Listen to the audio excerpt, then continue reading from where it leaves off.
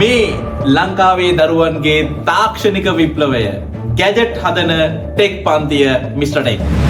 Mister tech ලංකාවේ එකම practical වැඩබිම. තාක්ෂණය ඉගෙන ගන්න කැමති අපේ දුවල පුතාලා ගොඩක් අපිත් එක්ක මේ විදිහට එකතු වෙලා ඉන්නවා මිස්ටර් ටෙක් ගැජට් හදන ටෙක් පන්තියත් එක්ක. ඉතින් අපි ඔයාලා වෙනුවෙන් අද අරන් ඇවිල්ලා තියෙනවා ලස්සනම අලුත් අත්හදා බැලීමක්. ඔයාලට මේක නිතර ඔයා දකින්න දෙයක්. හැබැයි ඔයා මේ අත්හදා බැලීම කවදාවත් කරන්න නැතුව ඇති. කරන්නත් එපා. අනුතුරුදායකයි. හැබැයි අපි කරලා පෙන්නනවා ඔයාට මේක ඇත්ත තේරුම් කරලා දෙන්න. එහෙනම් අපි යමු අද දවසේ අලුත් අත්හදා බැලීම මොකක්ද කියලා බලන්න. ඔයාලට අපි කිව්වා වගේම ඔන්න ලස්සන අත්හදා බැලීමක් කරලා පෙන්නන්න හදන්නේ. ලංකාවේ මේ වගේ වැඩ කරන අය ගොඩක් අඩුයි. හැබැයි අපි දන්නවා ලංකාවේ ඉන්නවා ගොඩක් දේවල් අත්හදා බලන්න කැමති පුංචි දුවල පුතාලා ගොඩක්. හැබැයි මම ආයි කියනවා මිස්ටර් ටෙක් ආයි කියනවා ඔයගොල්ලන්ට මේක අත්හදා බලන්න එච්චර හොඳ වැඩක් නෙමෙයි. ඔයා වෙනුවෙන් තමයි මම මේක අත්හදා බලලා පෙන්නන්නේ. මේ වැඩේ කරන වෙලාවේ අනතුරු වෙන්න පුළුවන්. ඒ නිසා පැහැදිලිවම පරිස්සමට කරන්න ඕන වැඩක්. අපි බලමු එහෙනම් මොකද්ද මම මෙතන ඉඳලා මේ දැන් ඔයාලට කරලා පෙන්නන්න යන්නේ කියලා. හොඳයි පුතේ. ඔන්න ඔයාලට අපි ගෙනල්ලා තියෙනවා මෙන්න මේ ෆිලමන්ට් බල්බ් එක. එහෙම නැත්නම් සූත්‍රිකා පහනක්. මෙන්න මේ සූත්‍රිකා පහන ගත්තාම මේ සූත්‍රිකා පහන ඔයාලා ගෙදර අනිවාර්යයෙන්ම ඇති. මේ සූත්‍රිකා පහනක ක්‍රියාකාරීත්වය ඔයාලට පෙන්වන්න හදන්නේ. මේ සූත්‍රිකා පහන ඇතුලේ මේ සූත්‍රිකාවෙන් මොකද කරන්න කියලා පෙන්වන්න හදන්නේ. අපි ඔයාලට සමීපව පෙන්වන්නම් මේ සූත්‍රිකා පහනේ තියෙන සූත්‍රිකාව. ඔයාලට මේ මොහොතේ පේනවා ඇති මෙන්න මේ ඇතුලේ තියෙන පොඩි කම්බි දඟරයක් පේනවා. මගේ මේ අත ඉස්සරහින්.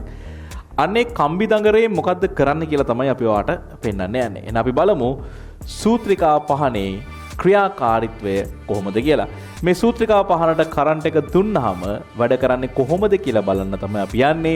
ඒ වෙනුවෙන් අපි පුංචි පරිපතයක් හදලා තියෙනවා. අපි දැන් ඒ පරිපතේ ඔයාලට පෙන්වන්න යන්නේ. සාමාන්‍යයෙන් අපි මේ හදලා තියෙන්නේ නිවාසයක නැත්නම් ගෘහ විදුලි පරිපතයක් එකලසක්. මේවා අපේ ඉංජිනේරු තාක්ෂණයේ පාඩම යටතේ අපේ දරුවන්ට ඉගෙන ගන්න තියෙන දේවල්. අපි ඒ ගැන චුට්ටක් අමතක කරලා අපි බලමු බල්බ් එකක් කොහොමද පත්තු වෙන්නේ කියලා. නැත්නම් බල්බ් එකක් කොහොමද ඔන් වෙන්නේ කියලා අපි බලමු.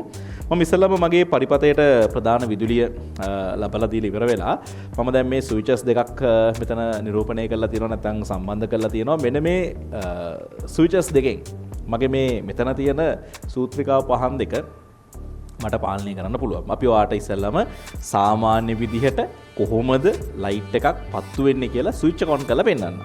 ඔන්න බලන්න ලයිට් එකක් පත්තු වෙනවා. දැන් මේ විදුලි බල්බ් දෙකම මේ වෙලාවේ කිසි ප්‍රශ්නයක් නැතුව දැල් වෙනවා.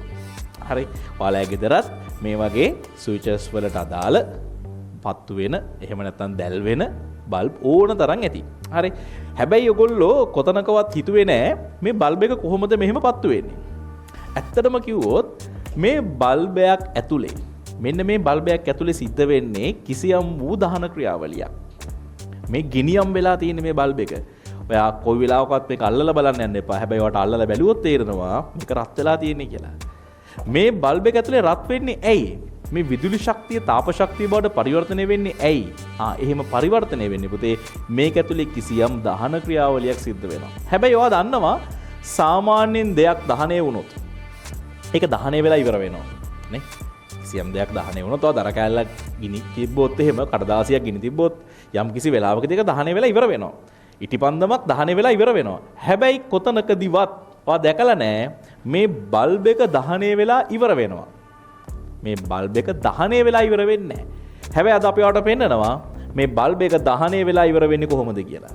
බලන් ඉන්න මේ වීඩියෝ එකේ ඉතුරු ටිකත් කොහොමද බල්බ් එකක් ඇතුලේ දහනය වෙන්නේ කියලා. එහෙනම් අපි බලමු අපේ මේ අත්හදා බැලීම කොච්චර දුරට සාර්ථක වේද කියලා. හොඳයි පුතේ. දැන් මේ තියෙන වාර කලින් දැකපු සූත්‍රිකා පහන. මේ සූත්‍රිකා පහන ඇතුලේ තියෙනවා ඇත්තටම චුටි කම්බි දඟරයක් වගේ දෙයක්. ඔය ඉස්සල්ලා දැක්ක මේක ඇතුලේ තියෙන්නේ මොකද්ද කියලා. ඒ කම්බි දඟරේ මොකද්ද? ඒ කම්බි දඟරේ තමයි මේකේ තියෙන සූත්‍රිකාව. මේ සූත්‍රිකාව හදලා තියෙන්නේ ටන්ග්ස්ටන් වැනි අධික ප්‍රතිරෝධයක් සහිත ලෝහයකින්. අන්නේ ලෝහය ඒ ලෝහ කොටසට නැත්නම් ඒ ලෝහ සන්නායක කොටසට තමයි අපි විදුලි ධාරාව ලබා දෙන්නේ. අන්නේ විදුලි ධාරාව ලබා දුන්නාම මේ ධාරාව මේ සන්නායකේ හරහා එහෙම නැත්නම් සූත්‍රිකාව හරහා ගමන් කිරීමේදී දක්වන අධික ප්‍රතිරෝධය නිසා මේ කම්බි දඟරේ රත් වෙන්න පටන් ගන්නවා. සාමාන්‍යයෙන් අධික ප්‍රතිරෝධය නිසා යම් දෙයක් රත් වෙන්න පටන් ගත්තොත් ඒක ගිනි ගන්න පටන් ගන්නවනේ. අන්නේ මූල ධර්මය තමයි මෙතන තියෙන්නේ. ඒ මූල ධර්මය අනුව මේ සූත්‍රිකාව තාපවත් වෙනවා. ඒ කියන්නේ මේක ගිනියම් වෙනවා. හැබැයි ගිනි අරගෙන ඉවර වෙන්නේ නැහැ. ඇයි ඒ? ගිනි ගන්න අවශ්‍ය කරන සාධක වලින් එකක් තමයි අපේ දහන පෝෂක වායුව. ඒ කියන්නේ ඔක්සිජන්. මේ බල්බ් එක ඇතුළට කොයි වෙලාවකවත් ඔක්සිජන් ලැබෙන්න සලස්වලා නැහැ. අන්න ඒකට තමයි මේ බල්බ් එක වීදුරු ආවරණයකින් ආවරණය කරලා තියෙන්නේ. එතකොට මේ වීදුරු ආවරණේ නැති වුණා නම් මේ එලිමහනේ තියෙන සාමාන්‍ය වායුගෝලයේ තියෙන ඔක්සිජන් නිසා මේ සූත්‍රිකාව ගිනිගෙන ඉවර වෙන්න ඕනේ. අන්න ඒක තමයි අපි මේ වෙනවද බලන්න යන්නේ. අපේ එහෙනම් පරීක්ෂණයේ ආරමුණ තමයි සූත්‍රිකා පහනක වීදුරු ආවරණයේ සහිතව සහ වීදුරු ආවරණයේ රහිතව දැල්වුවොත් මොකද වෙන්නේ කියලා. සමහරකට ගිනි ගන්න පුළුවන්. සමහරකට පුපුරන්න පුළුවන්. ඒ නිසා අවදානමක් අරගෙන අපි මේ පරීක්ෂණය කරලා පෙන්නනවා. ඔයා මේ දේ දකින්න ඕන නිසා. එහෙනම් අපි යමු අපේ පරීක්ෂණයේ අන්තිම මොහොතට. අපේ පරීක්ෂණයේ අවසන් අදියර.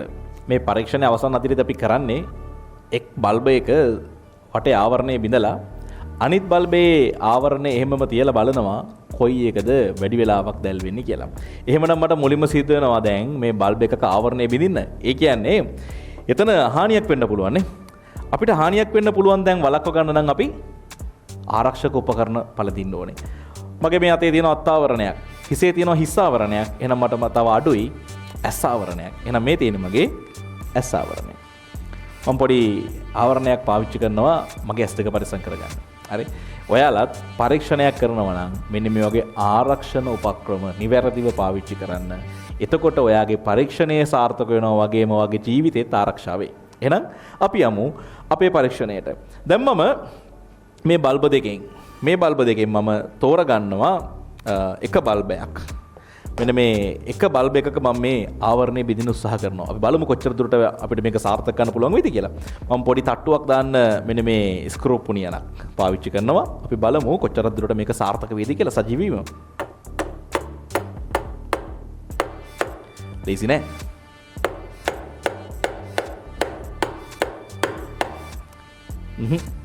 තාමත් නෑ. ඒ කියන්නේ මේ ආවරණය අපිට බින්දින්න ලේසි නෑ. හැබැයි අපි කොහොමද බින්දින්න ඕනේ? ඔන්න. ඒකයි මම ඔයාලට කිව්වේ මේක අවදානමක් තියෙන වැඩක්. මම මේ අවදානම අරගෙන මෙන්න මේ සූත්‍රිකාව අදාළ මෙන්න මේ බල්බය බිඳ හෙලීම සිද්ධ කරා. දැන් මේ බල්බය බිඳ හෙලා අවසන්. දැන් තියෙන්නේ මට මේ දෙකට විදුලි බලය ලබා දෙන්න. අපි බලමු ඊළඟ අදියරේදී මොකද වෙන්නේ කියලා. අපේ මේ සාමාන්‍ය බල්බේ අපේ මේ සූත්‍රිකා බල්බේ බාහිර ආවරණය අපිට පේන්න තියෙනවා. හැබැයි මේ බල්බේ අපේ බාහිර ආවරණය මේ විදිහ අපි බිඳ දාලා ඉවරයි. දැන් එතකොට මේකේ ආවරණය තියෙනවා, මේකේ ආවරණය නැහැ. අපි බලමු ඉස්සෙල්ලා ආවරණය තියෙන මෙන්න මේ බල්බයට විදුලිය ලබා දීලා බල්බේ දැල් වෙන්නේ කොහොමද කියලා. බල්බේ සාමාන්‍ය ආකාරයෙන් දැල් වෙනවා. කිසි ප්‍රශ්නයක් නැහැ. අපිට දැල් විලා තප්පර කීපයක් මෙහෙම තියන්නත් පුළුවන්. කිසි ප්‍රශ්නයක් නැහැ, බල්බ් එක දැල් වෙනවා. ඒ කියන්නේ බාහිර ආවරණයේ තියෙන බල්බය කිසිම ප්‍රශ්නයක් නැතුව මේ වෙලාවේ දැල් වෙලා අපිට ආලෝකය දෙනවා. ඒ කියන්නේ මේ ඇතුළෙත් මේ මොහොතේ තාප ශක්තිය නිපදෙනවා. මේ මොහොතේත් මේක ගිනියම් වෙනවා. හැබැයි ඒක දැල් විලා ඉවර වෙන්නේ නැහැ. අපි බලමු අපේ ආවරණයේ නැති බල්බය මේ වෙනකොට මොන වගේ ප්‍රතික්‍රියාවක් දක්වයිද කියලා. අපි මේ ස්විච් එක ඔෆ් කළා. අපි දැන් දාන්න යනවා අපේ පරීක්ෂණයේ අවසාන පරීක්ෂණය. දාලා බලමු, කරන්ට් එක දීලා බලමු, විදුලිය දීලා බලමු මෙයාගේ ප්‍රතික්‍රියාව කොහොම වෙයිද කියලා. පරිස්සමෙන් කරන්න ඕන වැඩක්. විදුලිය ලබා දෙන මොහොතේදීම දැවි අලු වී ගියා. දැන් එතනින් එහාට දැල් වෙන්න බල්බේ කිසි දෙයක් ඉතුරු වෙලා නැහැ. දැන් අපි සාමාන්‍ය බල්බය අපි පරීක්ෂා කරනවා. කිසි ප්‍රශ්නයක් නැහැ. තාම දැල් වෙනවා. හැබැයි අපේ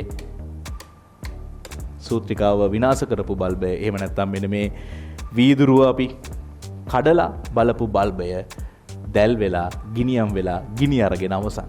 එහෙනම් මේ බල්බය ආයු කාලය පවතින්නේ අපිට පරීක්ෂණයෙන් ඔප්පු වුණා මේ බාහිර ආවරණය නිසා. මේ බාහිර ආවරණයෙන් තමයි සාමාන්‍ය වායුගෝලයේ සමග මේ බල්බයේ ඇතුලේ තියෙන සූත්‍රිකාව ගැටෙන එක නවත්තලා තියෙන්නේ. එතකොට මොනවද මේ සාමාන්‍ය බල්බ් එකක ඇතුලේ තියෙන වාතය? ඒ ඇතුලේ තියෙන්නේ දහනයට උදව් නොවන වායුවක්. හීලියම්, ආගන් වගේ දහනය සඳහා උදව් නොවන වායුවක් තමයි අපි මේ බල්බ වල ඇතුලේ පුරවලා තියෙන්නේ. ඇයි එතකොට මේ බල්බය පිටනින් දැවි අලු වී ගියේ? ආවරණය ඉවත් කරාට පස්සේ සාමාන්‍ය වායුගෝලයේ තියෙන ඔක්සිජන් සමග මෙන්න මේ බල්බේ ගිනිගෙන දැවෙන කොටස ප්‍රතික්‍රියා කළා. ඔක්සිජන් සමග ඔක්සිජන් සප්ලයි එකක් ආවොත්, ඔක්සිජන් සැපයුමක් ආවොත් ඒ අදාළ කොටස දහනය වී අවසන් වෙනවා. දහන පෝෂක වායුවක්.